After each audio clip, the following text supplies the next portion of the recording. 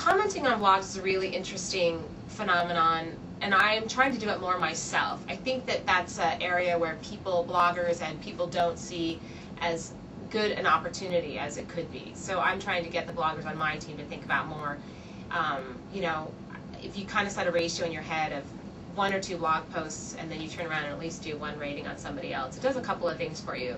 On the very basic element, it puts your blog and your name out into somebody else's sphere of influence. So you're already expanding your reach through somebody else's network, which is valuable. But you don't want to spam somebody's blog. The last thing you want to do is just put in a comment in there with your attachment and get somebody to link back to you. What you want to do is create value for that other person. So I did this last week actually, and created a communication between a blogger and myself that is a pretty good dialogue going right now. He wrote something that I thought was really interesting.